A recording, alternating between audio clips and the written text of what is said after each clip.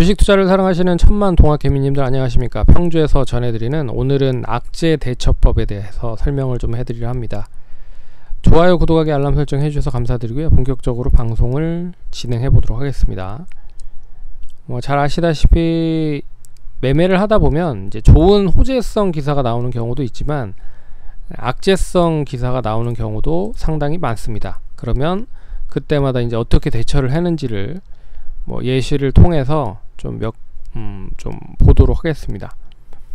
첫 번째는 이 안트로젠이라고 하는 회사인데, 이 안트로젠이라고 하는 회사가 잘 아시다시피 임상 관련된 부분에 실패를 했다라는 이제 유언비어가 돌면서 결론적으로 이제 매도가 매도를 부른 흐름이 나타난 거죠. 그래서 이 분봉상으로 보시면 이제 시간으로 보시면 이제 2시 반부터 뉴스가 좀 어디에서 나온 것 같습니다. 그래서 매도가 이렇게 나오기 시작을 하면서 거래량까지 좀 실리면서 투매성 매도 물량이 나왔죠. 그리고 장 막판에는 좀 끌어올려 놨는데, 결론적으로 안트로젠이 이제 회사 홈페이지를 통해서 공지를 통해서 안트로젠이 현재 실시 중인 이제 임상 시험에 대한 실패에 관련돼서는 사실 무근이다, 유언비어다, 임상 실패에 대한 부분은 유언비어다 라고 이제 발표를 했습니다. 그러면 내일 장 초반에는 상당히 좀 갭으로 좀 떨어서 시작을 할 가능성도 높아진 부분이죠. 왜 그러냐면 이만큼 이제 68,500원 정도에서 68,800원 정도 시점까지는 이제 양호하게 잘 유지가 됐다가 이제 악재로 인해서 이렇게 하락을 한 거잖아요. 결론적으로 이제 버틴 분들 같은 경우에는 내일 못하더라도 65,000원, 7,000원 정도 시점에서 갭으로 시작을 할 가능성이 높을 것 같고, 그리고 나서 이제 어느 정도 자리를 잘 잡는지가 중요할 것 같습니다. 어찌됐든 장 초반부터 시작을 해서 그런 뉴스가 조금씩 흘러나오면서 이제 본격적으로 이야기가 나온 건 2시 반이다. 그래서 이럴 때 미리 좀 판단을 할 수 있는 부분은 뭐냐면, 미리 이제 판단을 할 수 있는 부분은 이제 호가적인 부분으로 보시면 결론적으로 한 번씩 이제 큰 물량이 나오는 경우가 있을 겁니다. 한 주씩, 두 주씩 그렇게 사거나 파는 그런 흐름들이 나타나지만, 한 번에 1000주씩 이렇게 파는 물량들이 한꺼번에 나오면 좀 조심하셔야 될 필요가 있는 부분이라고 볼 수가 있는 거죠. 그래서 장 막판에 보시면 이제 투매를 부른 부분은 이렇게 물량이 한꺼번에 출현이 되면서 악재가 악재를 좀 불러일으켰다라고 볼 수가 있는 부분입니다. 그래서 이 부분은 이제 유언비로 어느 정도 해소가 됐기 때문에 내일 발빠르게 얼마만큼 자리를 잘 메우는지가 중요할 것 같습니다. 이런 장대 양봉이 나오면 더 좋을 것 같죠. 근데 어찌됐든 시장에서 유언비어는 언제든지 나올 수 있다. 특히나 임상 실험을 준비를 하고 있는 업체들에서는 중요한 그런 투자에 대한 바로미터라고 좀 볼 수 있어서, 임상 실패와 성공에 대해서는 상당히 좀 중요하죠. 어감 차이로 인해서 시가총액이 엄청나게 차이가 많이 나는 경우가 많습니다. 그래서 그런 부분을 본다라고 했을 때는 혹시라도 이제 매도를 못했다라고 하시는 분들은 되게 중요한 그런 부분이거든요. 임상 실험에 대한 부분은 중요한 부분이기 때문에 단기적으로는 혹시라도 이제 매도를 못하신 분들은 이제 유언비어다라고 했으니까 다행인 거고, 이제 기다리다 지친 분들 같은 경우에는 65,000원에서 매수를 해놓고 기다리셨던 분들은 결론적으로 이렇게 이제 하락을 하는 데 있어서 6만원이 깨지는 시점에서 또 손절을 하셨을 거라고 생각을 하거든요. 그런 부분에서 이렇게 좀 하락을 하면 딱 가격을 딱 정해 놓은 다음에 그 가격 이하로 떨어지면 전량 다 매도를 하지만 1단계적으로 한 단계 정도는 거쳐 놔야 될 필요가 있습니다. 그래서 65,000원 정도 내가 매수한 가격이 떨어지면 절반 이상 판다, 라는 뜻이. 그러면 또 밑에서 매수를 할 수 있는 부분이잖아요. 만약에 1000만원, 2000만원을 가지고 있다, 2000만원을 가지고 있다라고 하면 본전에 1000만원을 팔고요. 그리고 1000만원 남겨진 거를 좀 버티면 그나마 리스크를 상당히 줄일 수가 있습니다. 그래서 그런 식으로 좀 리스크를 대응을 하면 좋을 것 같다 라고 말씀을 드릴 수 있을 것 같고, 되레 내일 장 초반에 갭 떠서 시작을 해서 빠르게 7만원까지 회복이 되면 오늘 음봉으로 떨어졌었던 부분은 완전하게 이제 속임수 역할을 좀 할 수 있는 부분이죠. 그래서 이제 추가적인 상승이 완전하게 좀 전환이 될 수 있는 기로로도 연결이 될 수 있다. 네, 그래서 내일이 중요한 흐름인 것 같습니다. 빠른 시일 안에 제자리를 찾아야 된다. 그러면 단기적으로 8만원 이상까지도 상승을 할 수 있을 것 같습니다. 참고로 하시면 될 것 같고, 그리고 아난티는 아시다시피 이제 북한의 김여정 부부장이 미국의 흥미로운 신호 발언에 대해서 잘못된 기대를 하고 있다, 뭐 이런 얘기가 나오면서 이 대북 관련된 종목들이 전반적으로 좀 약세의 흐름을 보였습니다. 그러니까 미국에서 지금 특사를 파견해서 어떠한 이제 제스처를 취했는데 그 제스처에 호응하지 못한 상황인 거죠. 근데 이제 북한 관련돼서 미국 관련된 부분은 뭐 이게 지금 정권이 바뀐 흐름이기 때문에 완전하게 확 이렇게 돌아서진 않을 겁니다. 조금씩 이제 뭐 완화가 될 수 있을 만한 징조의 멋을 이렇게 제시를 해줄 필요가 있다. 특히나 미국 쪽에서 먼저 이렇게 제스처를 취하고 북한 쪽에서 거기에 이제 호응을 하는 그런 방향으로 가는 경우가 많고, 북한이 먼저 뭐 고개를 숙인다거나 하지는 않을 거다. 그렇다라고 보면 결론적으로 뭐 특별한 건 없습니다. 그대로 뭐 유지가 되는 상황이다. 이제 가운데서 우리나라가 어떻게 또 영향을 끼치는지가 관건이다 라고 볼 수 있는 거죠. 그래서 지금은 트럼프 대통령과 북한 북한과의 관계는 이제 완전 플랫으로 깨끗하게 평평해진 거고, 이제 관계가 이제 없어진 거죠. 이제 바이든 대통령 새롭게 이제 어느 정도 외교적인 부분을 잘 해소를 하기 위해서는 결론적으로 뭐 어떠한 뭐 인풋과 아웃풋이 좀 원활하게 좀 잘 진행이 돼야 되는 게 필요한 상황이다. 그래서 지금 시점에서는 얘기는 나오고 있지만 이게 완전하게 뭐 북한이 등을 돌린 건 아니다 라고 볼 수가 있어서 그냥 단기적으로 끝날 가능성도 높다 라고 볼 수가 있는 부분이죠. 차트로만 보면 그렇다. 다른 종목들 봐도 어느 정도 뭐 볼 수 있을 것 같아요. 뭐 좋은 사람들은 뭐 정지가 됐지만 다른 종목들을 한번 보도록 할게요. 신원도 그렇고 뭐 조정이 나오긴 했지만 이게 완전하게 하락이다 라고 하면 볼 수 없는 거잖아요.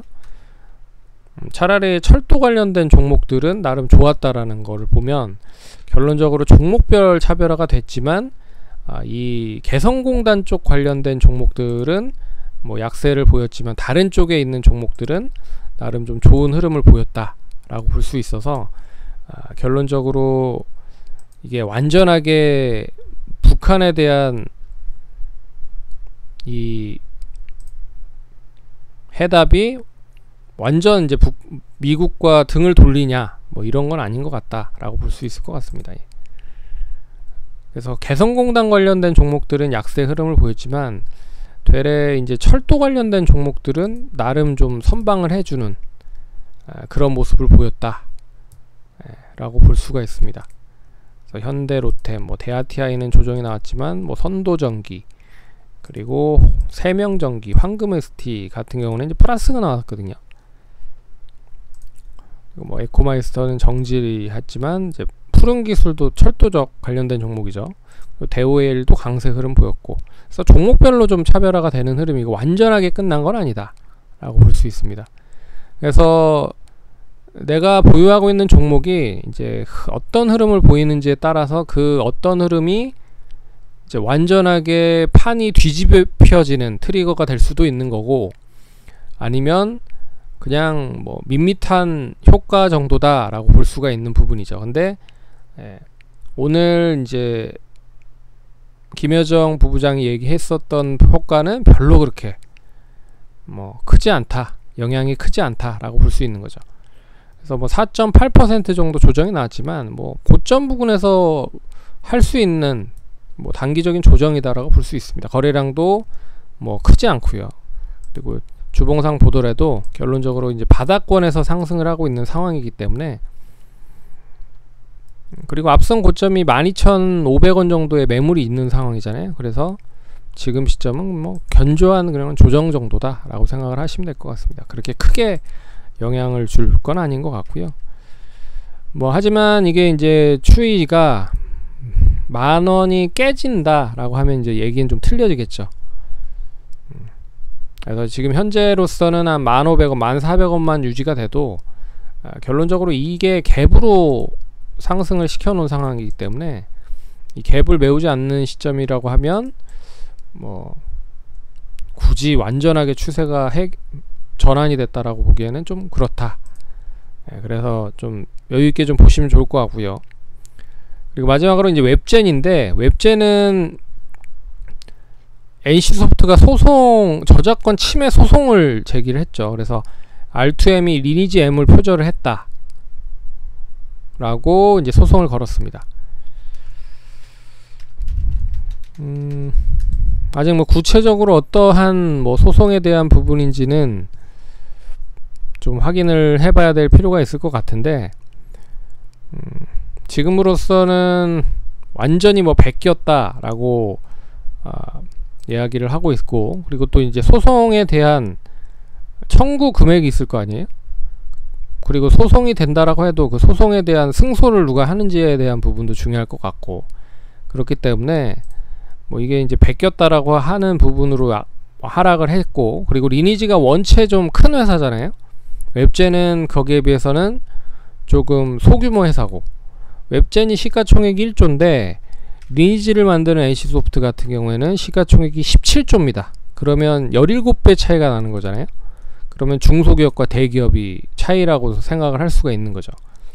그래서 이 소송으로 인해서 타격을 더 보는 건 어쩌면 웹젠이 될 수도 있다 라는 부분으로 약세가 더 크다라고 좀 볼 수 있는 부분입니다.